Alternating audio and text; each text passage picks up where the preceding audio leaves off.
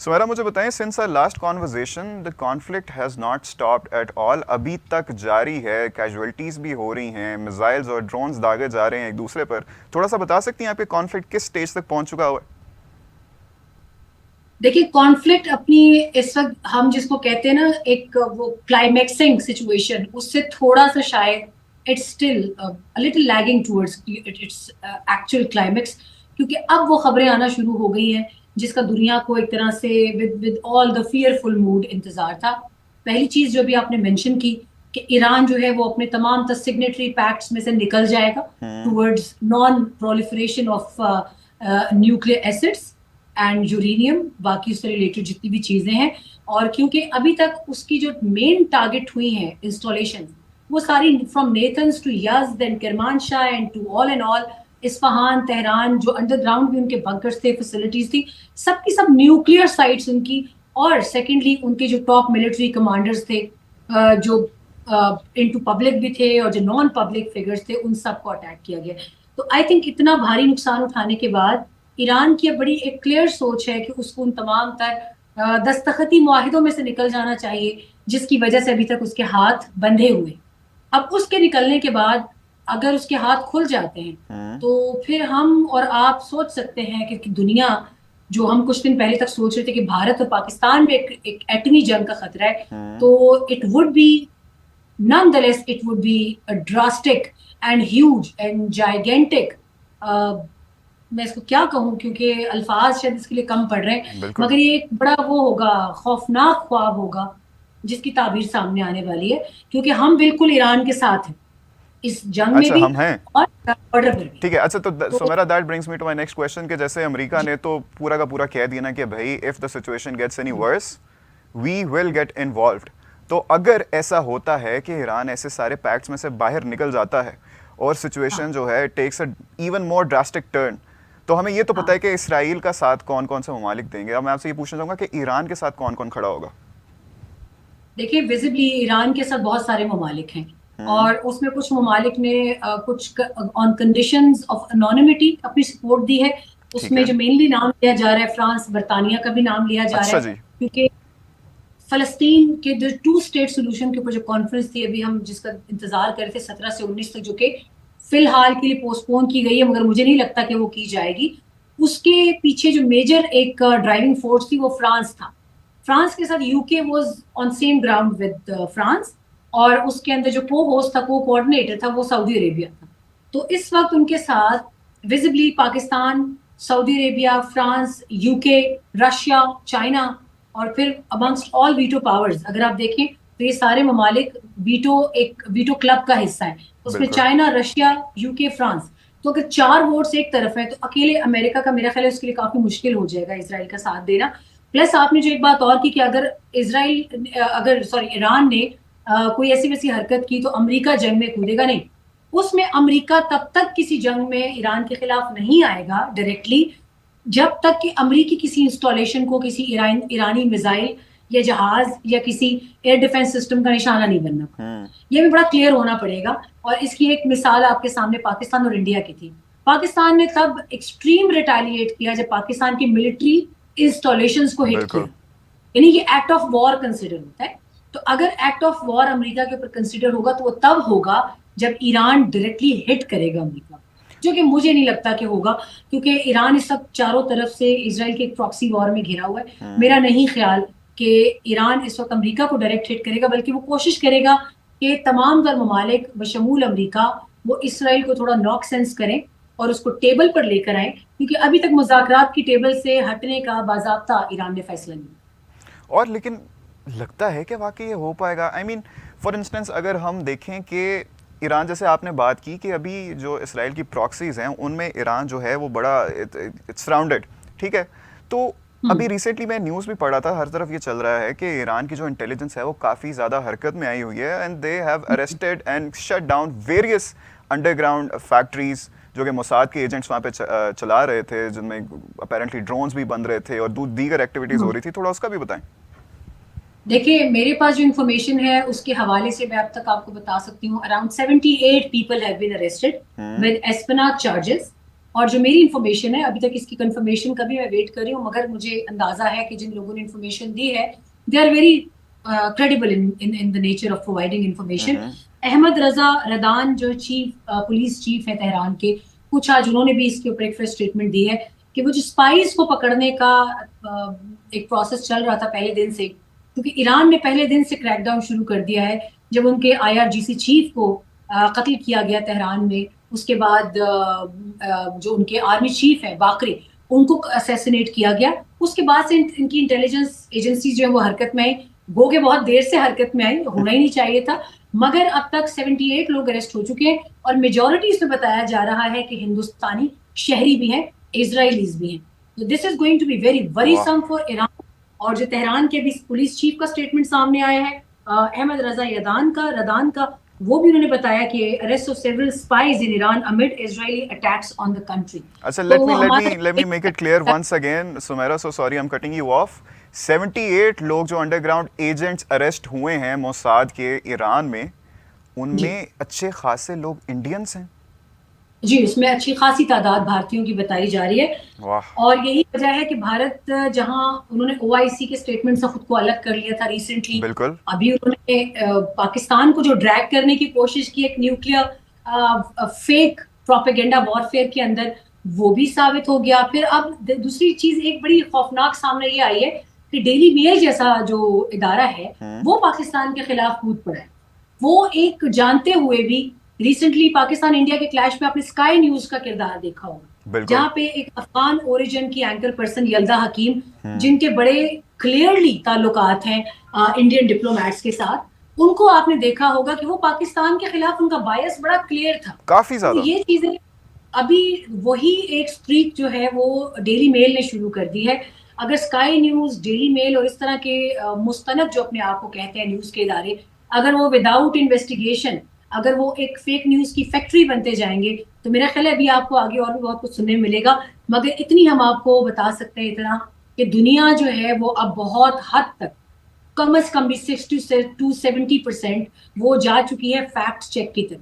اور یہی وجہ ہے کہ اسرائیل کے جو اپنا 3rd largest circulating news paper جو ہاریٹز ہے, انہوں نے اس حوالے سے بہت سی چیزیں خود بھی چھاپی ہیں کہ اس وقت اسرائیل اور ایران کی وارفیئر کو لے کے فیک نیوز اور پروپیگنڈا جو ہے وہ ایٹ اٹس پیک ہے. اچھا, تو کیا واقعی اب وہ وقت آ گیا ہے کہ دنیا بھر کی نظروں سے وہ پردہ ہٹ رہا ہے کہ اسرائیل اور انڈیا کے درمیان جتنی سملیرٹیز ہیں, جس طرح کی یہ وار مانگرنگ نیشنز ہیں, اور at the end of the day پوری ظلم و بربریت کر کے یہ اینڈ پر آ کے خود کو ایز اے وکٹم شو کرتے ہیں, پھر پوری دنیا سے سمپتھی کلیکٹ کرنے آ جاتے ہیں کہ بھائی ہمارے ساتھ سمپتھائز کرو. کافی زیادہ لوگ کرتے بھی تھے, لیکن اوور دا ریسنٹ ٹائمز ہم نے دیکھا ہے کہ جیسے آپ نے فرانس اور UK کا بھی ذکر کیا کہ وہ اس چیز سے علیحدہ ہوتے ہوئے نظر آ رہے ہیں.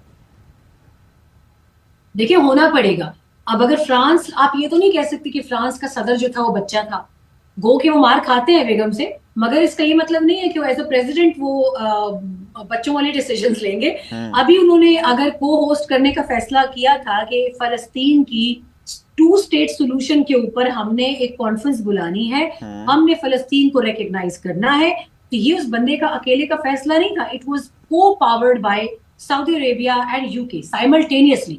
تو یہ کوئی بچوں کا کھیل نہیں تھا. اب اس کانفرنس کو کیوں پوسٹ پون کرایا گیا, کیوں پریشرائز کیا گیا ان کو, لاجسٹکلی ان اویلیبلٹی کا بہانہ بنا کے اس کو پوسٹ پون کیا گیا ہے. ہمارے ڈپٹی پرائم منسٹر اور فارن منسٹر اسحاق ڈار, ان سے میری خود بات ہوئی اس حوالے سے. انہوں نے مجھے کنفرم کیا فون پر کہ اگر ہوئی کانفرنس تو ہم ضرور جائیں گے, بھرپور شرکت کریں گے, اور ہمارا سٹانس واضح ہے. لیکن اب تک کی اطلاعات یہ ہے کہ وہ کانفرنس نہیں ہو رہی 17 سے 19 تک. دیکھتے ہیں نئی ڈیٹ کیا آتی ہے. جو بھی نئی ڈیٹ آئی, پاکستان تو اس میں بھرپور اپنا کیس لڑے گا فلسطین کے حوالے سے. مگر دنیا کی آنکھیں غزال کھل چکی ہیں, دنیا اس وقت دیکھ رہی ہے, اور اس میں بڑا کریڈٹ جاتا ہے آپ کی اے پولیٹیکل یوتھ کو. آپ کی وہ ساری یوتھ جو کہ پولیٹیکلی ٹریگرڈ نہیں ہے, وہ اس وقت بیٹھ کر ان تمام فیکٹس کا جائزہ لے کے اس کو دنیا کے منہ پہ the slamming those facts to the world out there. اور اسی لیے دنیا مجبور ہے کہ پاکستان کے اوپر الزامات کو لگانا اتنا بھی آسان نہیں ہے جتنا پہلے تھا. 2019 پلوامہ میں کچھ لوگوں نے بڑا ڈرٹی پلے کیا فرام ان سائڈ پاکستان, مگر آپ دیکھیں فرق کتنا آ گیا ہے کہ ابھی رائٹ آفٹر 5 to 6 years 2025 میں ان ایلیمنٹس کو کھل کر کھیلنے کا موقع نہیں ملا کیونکہ پاکستان کی ڈپلومیٹک لائن، پاکستان کی آرمڈ فورسز، پاکستان کے ہر ایک کمپوننٹ نے ون پاورڈ ون باڈی ایمبوڈیمنٹس کا مظاہرہ کرتے ہوئے فیک نیوز کا بھی مقابلہ کیا، kinetically, non kinetically, diplomatically, they fought out everything so well. اچھا سمیرا، اگر ابھی بھی کسی کی آنکھیں نہیں کھلتی، ابھی بھی ان کو انڈیا اور اسرائیل میں جو سملیرٹیز ہیں، جو ان کا نیچر ہے، وہ نہیں دکھتا کہ وہ کس طرح سے پہلے خود ظلم و بربریت کرتے ہیں، پھر خود ہی سمپتی مانگنے آ جاتے ہیں، خود ہی فیک نیوز پھیلاتے ہیں، پھر میرا نہیں خیال کیسے پہنچے گا. لیکن خیر، اب مجھے ایک اور چیز کا بتائیں کہ ابھی فیک پروپیگنڈا اور نیوز کی بات کر رہے تھے ہم. اسرائیل ابھی بھی یہی کرنے لگا ہوا ہے کہ بھائی Iran is targeting our civilians, Iran ہمارے معصوم لوگوں کو نشانہ بنا رہا ہے، ان کو قتل کر رہا ہے، ظلم و بربریت کر رہا ہے. تو اس بارے میں تھوڑا بتائیں مجھے، کدھر کدھر ایران نے حملہ کیا ہے اور کن کو ٹارگٹ کیا ہے؟ غزال، you just look at the audacity of this nation کہ جنہوں نے غزہ کو صفحہ ہستی سے مٹا دیا. غزہ میں آپ جا کر دیکھیں، وہاں اب کسی اسکائی رائز بلڈنگ کا نام و نشان نہیں ملتا، ہسپتال تباہ ہو گئے، اسکول تباہ ہو گئے، ریلیف کیمپس نہیں بچے. آپ just name it and the detail is there. Let me tell you all in detail as well کہ ایران نے کس کس جگہ پر ان کو اٹیک بھی ہے، جس میں سب سے بڑی ان کی جو اٹیکنگ جو مرکز تھا وہ تھا حائفہ پورٹ. اب حائفہ پورٹ ایسی ہے جس کو جفا پورٹ بھی لوگ اکثر کہتے ہیں، مگر جے کی ساؤنڈ اکثر جب اب عربک میں نام پروناؤنس کرتے ہیں تو it goes for H, it's not like actually, مطلب وہ جیم کی آواز نہیں آتی. تو let me correct those people as well. میں نے بہت بڑے بڑے اینکرز کو اس کو جفا پورٹ بولتے دیکھا ہے، اٹس حائفہ پورٹ. تو اب اگر آپ ان تمام تر جگہوں کا دیکھ لیں، اٹس اے ڈکلیئرڈ وار. اب ڈکلیئرڈ وار میں ایران نے وہیں پر میزائل پھینکنے ہیں جہاں پر اسرائیل ہے، یعنی وہ ان کو پروگرام اسرائیل کے لیے کرے گا لیکن وہ اپنے میزائلوں سے کہے گا کہ جا کے ذرا سمندر میں گرنا. تو اٹس ایکچولی ویری انڈویبل سینیریو. لوگوں کو پتا ہے کہ اب آپ ان پہ اٹیک کر رہے ہیں، وہ آپ پہ اٹیک کر رہے ہیں، تو آپ کے شہروں پر ہی کریں گے نا. جیسے بھارت نے یہاں پہ رات کی تاریکی میں آپ کے معصوم شہریوں کے اوپر میزائل داغے، مگر انہوں نے کیا نام لیا کہ ہم نے تو ٹیررسٹ کیمپ کے اوپر داغے ہیں، جبکہ وہ مسجدوں کو انہوں نے شہید کیا، لوگوں کو شہید کیا. معصوم ارتضیٰ کون تھا؟ کیا کوئی ٹیررسٹ تھا؟ سیم یہی کام دوسری طرف ہو رہا ہے. انہوں نے یہاں پر تہران، ایران کے مختلف شہروں میں جس میں اصفہان ہے، یزد ہے، کرمان ہے، قم ہے، مشہد کے اوپر اٹیک کیا گیا. مشہد جو ہے it's bordering Pakistani side and Afghan side, Pakistan کے بارڈر سے بڑا قریب علاقہ ہے. تو اب آپ مجھے خود بتائیں کہ اب اگر مشہد سے وہ تھوڑا سا پاکستانی سائڈ پہ آتا ہے تو کیا وہ پاکستان کے بارڈر میں رہنے والے لوگوں کو، معصوم لوگوں کو نشانہ نہیں بنائے گا؟ آلدو کہ آئی ہوپ کہ اگر ان کا کوئی میزائل اسرائیل کا غلطی سے بھی ادھر آتا ہے تو اس جگہ ہے جہاں بی ایل اے والوں کے کیمپس ہوں، خفیہ کیمپس ہوں، ان پر اگر گرے تو آئی نہیں. لیکن سمیرا، اپنے بھارتی بھائیوں کو تھوڑی نا وہ نشانہ بنائیں گے. تو مجھے آپ یہ بتائیں کہ اب اگر یہ سچویشن ہے تو کیا ایران اپنے میزائلوں کو یہ کہے گا missile is something missile? یہ وہ missiles would not be asking for your permission کہ سر میں یہاں لینڈ کر جاؤں، یا آپ ذرا اپنی آبادی کو تھوڑا پیچھے کر لیں تو میں لینڈ کر جاؤں. اچھا، ان کے آئرن ڈوم کا، ان کے ڈیوڈ سلنگ کا، ان کے ایرو سسٹم کا کیا بنا؟ کدھر گیا وہ؟ دیکھیے، ڈیوڈ سلنگ ایروز کا تو اکثر ہی کلیم کرتے ہیں کہ انڈیجنسلی پاورڈ تھے. اب آپ مجھے بتائیں، آئرن ڈوم تو مطلب اس سے ملتا جلتا ایک بڑا اسٹرانگ ایئر ڈیفینس سسٹم سعودیہ کے پاس بھی ہے جس کو پیٹریاٹ سسٹم کہتے ہیں، جو بھی ریسنٹلی انہوں نے حج کے موقع پر حاجیوں کی حفاظت کے لیے انسٹال کیا تھا مکہ کی سبربز مدینہ میں. تو آپ مجھے یہ بتائیں کہ اگر میں ہاتھوں سے بھی اندازہ لگانا چاہوں، اتنا سائز رہے، ٹھیک ہے، اگر ایک بیبی سائز ہے on the face of the earth, exactly, اور پھر اگر آپ اس میں یہ کلیم کرتے ہیں کہ this patch of world would be controlling entire world, تو کیا آپ کو یہیں سے ذہنیت کا اندازہ نہیں ہوتا کہ یہ لوگ کس ذہنیت میں رہ رہے ہیں؟ They are connecting H and everything with all the prophecies. I hope you must have studied all the prophecies regarding this patch, یروشلم، پھر اس میں جو کانسٹینٹینوپل کا رول رہا ہے پاسٹ میں، جس کو ابھی ہماری جنریشن استنبول کے نام سے جانتی ہے. اس خطے کے حوالے سے انبیاء کے دور میں بہت ساری پروفیسیز آ چکی ہیں، جس کا آہستہ آہستہ، جن کا جب اینڈ آف ٹائمز ہوگا تو اس کا ساتھ ساتھ ان کا ظہور بھی ہونا ہے، اور ہر مسلمان کا اس کے اوپر ایک عقیدہ ہے. تو اب یہاں پہ فیکٹ یہ ہے کہ میں ابھی کسی اسرائیلی اخبار میں پڑھ رہی تھی کہ انہوں نے اس ساری صورتحال کو ان پروفیسیز سے جوڑنا شروع کر دیا ہے.